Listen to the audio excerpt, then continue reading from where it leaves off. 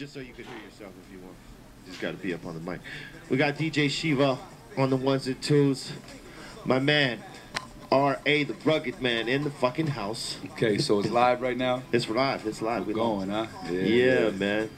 Me and B-Real never met in person. We just, you know, never. In all these fucking millions of years. Yeah.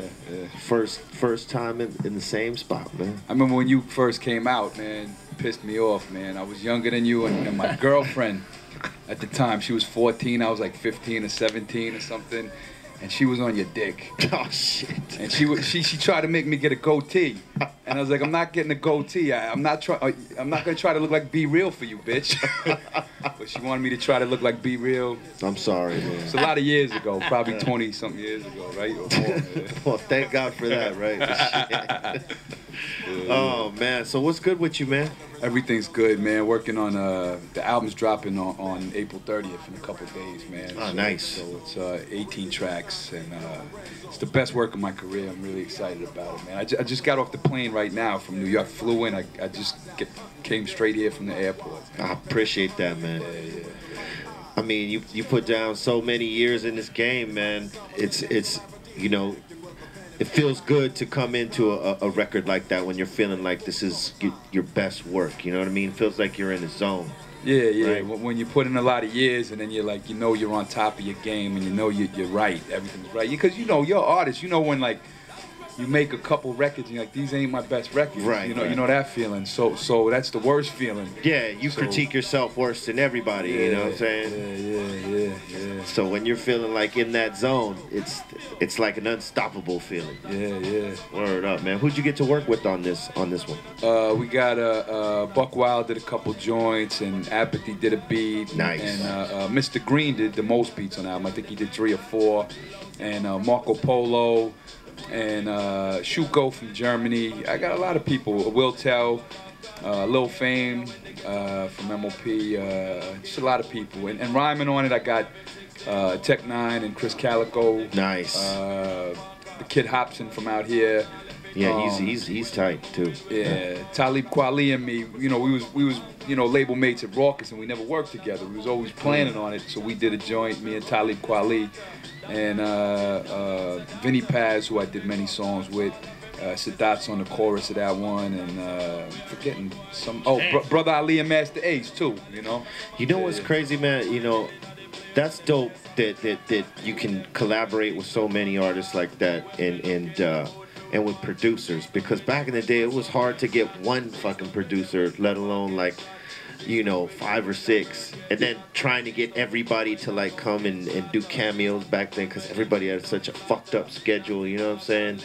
And then labels were so fucking with their politics, getting in the middle of letting shit like that somebody would happen. be like, yo, let's work together, and then the label would be like, well, would that be a single? Should we really do it? And then also, back in them eras, you remember, like, if you wanted a beat from like a Pete Rock, it'd be like 25 grand, you know, it was like, and beats were like crazy in that era, so you had to, you couldn't get 6, 8 producers on an album, you couldn't afford it. Yeah, you had to have like a straight up budget to get anything done back then. Nas was able to do it because he was on Sony. Yeah. So that's how he got the Pete Rock, the large. I mean, they all fucked with him. They all liked him, but he still had the budget from Sony to be able to, you know, give everybody the money they deserve. These days, you know, you don't need a big budget. People just want to get their shit on because I mean, it's so much more blown out. Back in the day, there was like a few hundred artists. Now there's like thousands of them. You know? You ever talk to? What's the dude that put you on? Joe the Butcher? Joe. I still talk to Joe every now and then, man. Like, he'll reach out whenever we got a show in Philly. Oh yeah. You know, most of the time he'll come out unless he's out of state or something. Oh, wow. But I mean, we still keep close with Joe, because I mean, Joe was really the guy who saw the vision. You know what I mean? Like, Chris Swartz was the money guy. He was the negotiator, because it's Chris Swartz and Joe the Butcher.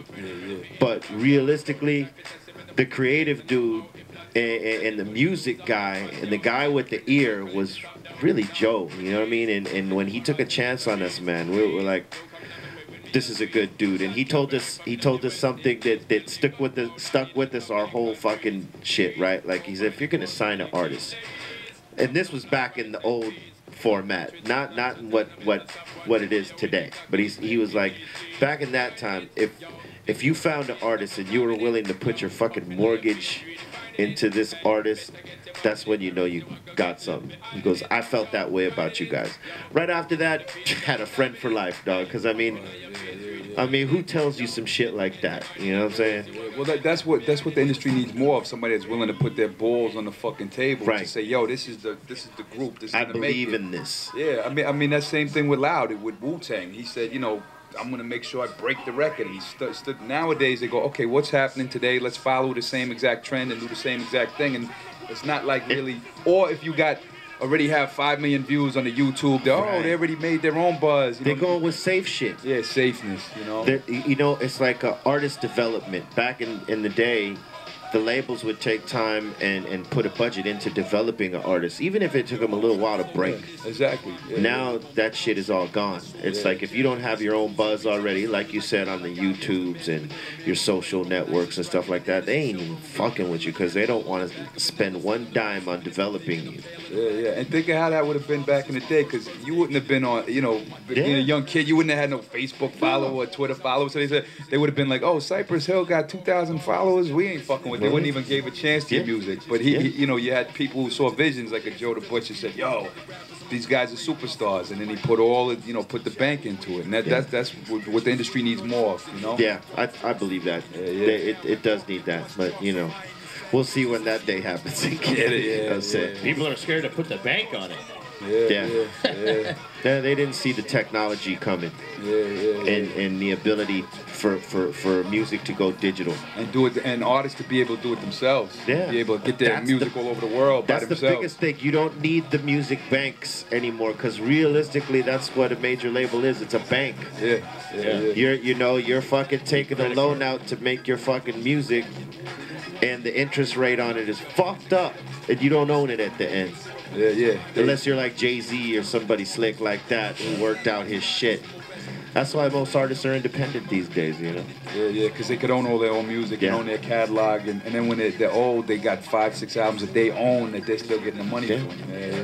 That's the new shit. That's the new shit. That's what these young cats are doing. They figured it out. It took us to go through all that bullshit for motherfuckers to figure it out now. You do movies and stuff too, right? You edit films and everything like that? I produced a crazy little sex movie, a sex horror movie, and it was, monster vaginas and penises and titties and ass and craziness. My next movie, I'm gonna make more of a. It's not gonna be serious, but it's gonna be a little bit more closer to an art house flick than a B movie with dicks raping women and stuff. What made you start getting into just start doing that? From the rhyming to actually. Well, I was always a movie fan, and when I was a kid, there was a director called Frank Henenlotter that did Basket Case and Frankenhooker and Brain Damage and all these crazy horror movies. So when I signed a Jive, I said, "Yo, find that guy. I want him to direct one of my videos." So he did. So we kept the relationship. And then I said, yo, let's take some of my tour money and just make some fucking retarded, crazy shit. And the movie, as wild and crazy as it is, we sold it to 10 countries and it got theatrical release in Japan and France and it made, we did good on it. You know, so. Yeah. That's crazy, man. Because you be putting out some crazy shit. Yeah. These are my calm down days, though, man. I'm a little bit better behaved these days. So now are you gonna start doing your own videos and everything else? Well, I do direct. Most of my videos I either write, produce, or edit, or direct. Yeah. In fact, I'm directing a new video for Talib Kweli on May 6th, and I did one for him and Reese for Ida Warship a couple months back, and nice. I direct too. Yeah. When did you start getting hands-on with your videos, or did you do that from the beginning? Well, I guess around 2000 there was a not Jive Records, Raucous Records. They said, you know all this stuff about movies and stuff. Why don't you do some videos for us? So the thing is, it was when the internet was out. So if you were gonna do a low budget video, there was no YouTube though. So if you did a cheap looking video, you couldn't really get it played anywhere anyway. Right. So they said, let's do some real disgusting shit, and you write it. So I wrote like really disgusting, horrible, you know, snorting cocaine off of women's vaginas and weird shit. So they would get like hundreds of thousands of hits a day on the Raucous site, and they'd have to pull the clip down and put it back up and all of that shit. So that's when I first got started. That was the beginning.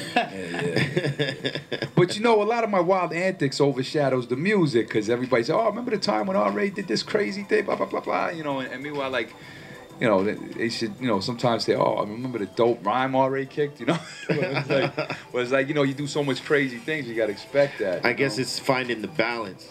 Finding the balance. But I mean, I think people still recognize the dope rhymes. It's just that the fucking imagery is just so like, you know, so out there up front right there. So maybe they catch it later.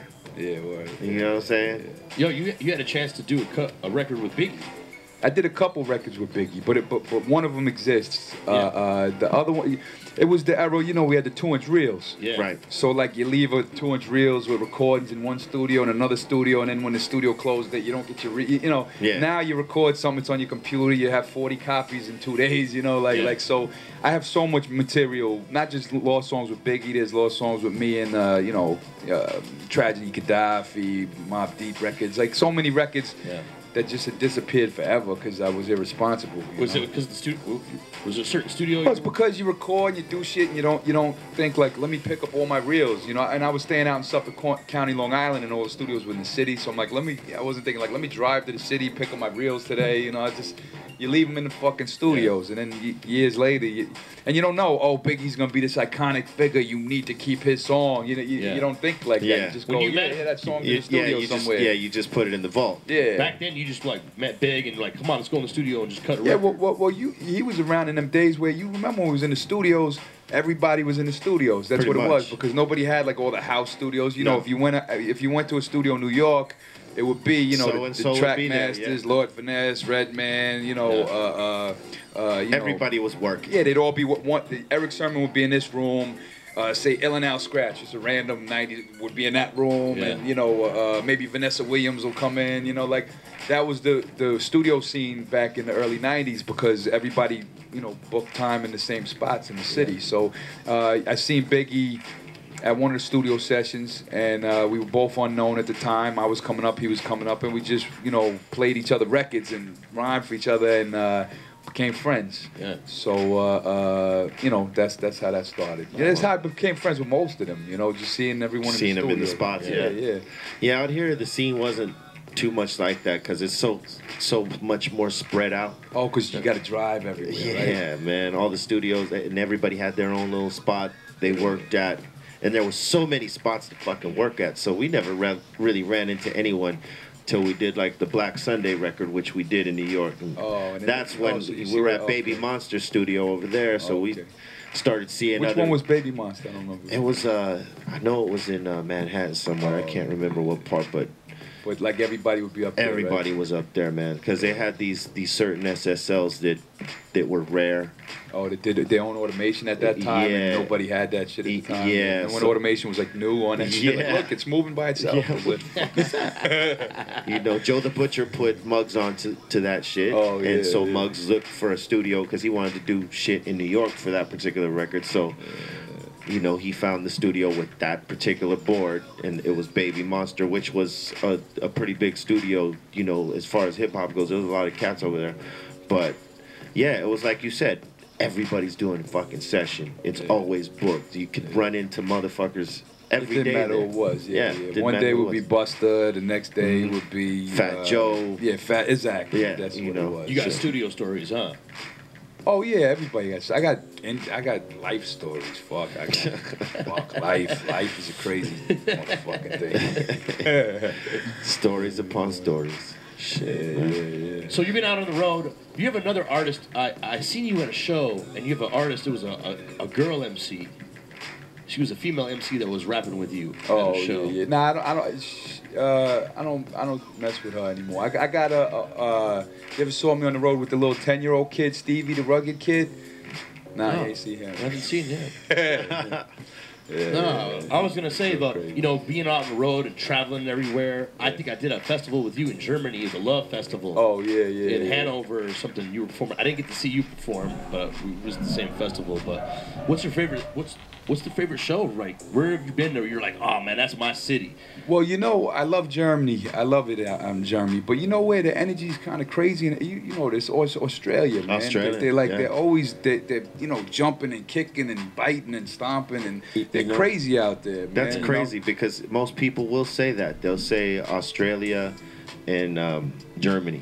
Oh, and then everywhere else. I'm just a fucking cliche, right? No, man. No. Denmark, the women are beautiful in Denmark. No, I'm saying lately. No, I'm saying as of late, man. Like people have been going down there doing shows, and people have been reacting, like in Australia and in Germany, and then comes like Spain and France and England. You know what I'm saying? Yeah. But like the two that have been coming back, like giving the biggest. I didn't know that. Responses. See, that's funny. It's crazy. The Germans are hip hop. Yeah, man. Raekwon the other day. Raekwon was like his favorite was. Yeah, his favorite was Germany. Yeah, you know what's funny is I hear Onyx got like a huge thing going on in Russia. Like they go big in Russia. Russia's crazy. I never did Russia. Oh, I did Slovakia, Slovenia, all of that. I never did Russia. Just get ready for a lot of fucking vodka. for breakfast, for lunch, for dinner. Russian promoters. Russian promoters. Right, get at me. Come on, man. Come on, what are you doing? That's cash right there. That's you just money. put him in the show and he's just show up and the money comes. Hello? Yeah, Russia never got at me, Yeah, I mean, shit, our first time with Cypress Hill, I was there once by myself, but I went with Cypress just a couple years back, man. Out of 20 some odd years, we've been there once. Oh, there you go. You know what I'm saying? So it's like, some of the promoters really ain't got the dough to be bringing cats over there all the time. But like when the right promoter calls, dude, that show's gonna be crazy. Yeah. Book them in Russia. Come on, let's go. Word up, man. We want to thank R.A., the Rugged Man, for coming through. Yo, before he goes, I know you're a big boxing guy, right? Yeah. Who do you got this weekend for these three fights? Who you got this weekend? Don't change the odds. That's Man, right. I hate making Switch predictions. to Vegas odds. I hate making wrong predictions. And they go, see, I already don't know what he's talking about, but you try. Now, which fights? Zab Judah, Danny Martinez and Murphy. Martinez, Martinez is beatable, but he's so goddamn good. That's what's great about Martinez is he's vulnerable. He gets knocked down in the first round, the seventh round, the last round. He always looks like he can almost lose the fight, but he's so gifted and so talented. So he's a pound for pound skill level, but he's also a 38-year-old man. But I'm gonna go with Martinez on that one. I'm gonna say that the champion will take that. And as far as Zab Judah versus Garcia, I mean Zab Judah at his best can be competitive with anybody. Yeah. Oh, yeah. That's the thing. Yeah. But the thing is, he gets sidetracked in his head. I think he gets distracted. Yeah, there's something going on there. So he rarely ever wins the big fights. He won the big fight against Corey Spinks. He could have been like Mayweather, that guy. He had the skill level to be on that type of thing, but he after 2, 3 rounds, 4 rounds, but that Kostya punch in the second round, that was crazy. Yeah, that was out of here. But he also got outboxed against Amir Khan, and he didn't, he basically quit. He said, it was a low blow, and he also lost to Clotty. The headbutt, he kind of quit on that one. But so I'm going to go with, I'm not saying that it's definite, but I'm going to go with Danny on that one because he's confident, he's young, he's hungry. But Danny's very beatable too. Yeah. I mean, he's undefeated right now, but every time he fights, you go, oh man, he'll lose the next fight. But he always finds a way to win. So I'm just going to go with the guy that's on the winning streak. He's a right scrapper. now. You watch the UFC fights? I'm not so educated on them so much. Yeah, there's also a UFC jump off. John Jones against Chael Sonnen. And then there's like a bunch of other shit on it. Who's supposed to win that one? I think people got Jones as the favorite. Yeah. But just when you said the name John Jones, he sounded like he was gonna win. Oh, he's a sick bastard. Start thinking Kool-Aid drinking. But both of them are pretty damn good. It should be a good fight, but everybody got Jones as the top dog in that one. Post time. Post time. All right, shit. Time to smoke. 1 minute around. Actually, it's actually time to smoke. Yep. Round 3. Oh shit, this is the disappointing part now, cause Don't worry.